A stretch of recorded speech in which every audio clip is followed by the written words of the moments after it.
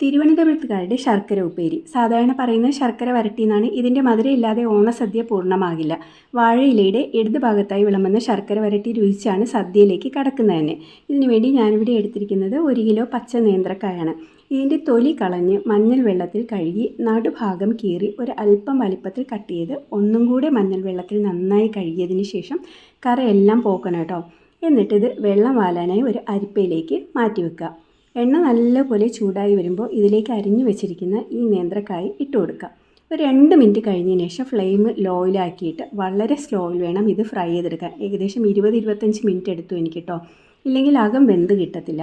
ഇങ്ങനെ ഫ്രൈ ചെയ്തത് തണുക്കാനായി പരത്തി ഒരു പേപ്പറിലും ഇട്ട് വെക്കുക കേട്ടോ. വേറൊരു പാത്രത്തിൽ 1 കപ്പ് ശർക്കര 2 ടേബിൾ സ്പൂൺ വെള്ളം ചേർത്ത് ഉരുക്കാനായി വെക്കുക. ഈ സമയത്ത് നമുക്ക് കുറച്ച് ചുക്ക്, 1 ടീസ്പൂൺ ജീരകം, 4-5 ഏലക്ക, 1 ടേബിൾ സ്പൂൺ പഞ്ചസാര ഇതെല്ലാം കൂടി ചേർത്ത് നല്ലപോലെ പൊടിച്ചു കൊണ്ടുവരണം. ഇതിലേക്ക് 1 ടേബിൾ സ്പൂൺ അരിപ്പൊടി കൂടി ചേർത്ത് നല്ലപോലെ മിക്സ് ചെയ്ത് മാറ്റി വെക്കാം. ശർക്കര ഒരു നൂൽ പരുവമാകുമ്പോൾ ഫ്ലെയിം ഓഫ് ചെയ്ത് വെച്ച് ഇതിലേക്ക് വറുത്ത് വെച്ച് ആ നേന്ത്രക്കായ് തണുത്തതിന് ശേഷം ഇട്ട് കൊടുക്കാം. എന്നിട്ട് നല്ലപോലെ ഒന്ന് മിക്സ് ചെയ്ത് തുടങ്ങുക കേട്ടോ.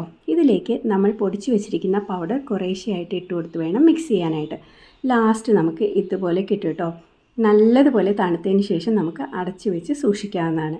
എല്ലാവരും ഒന്ന് ട്രൈ ചെയ്ത് നോക്കിയിട്ട് ഫീഡ്ബാക്ക് പറയാൻ മറക്കരുത്. Thanks for watching. Happy Onam.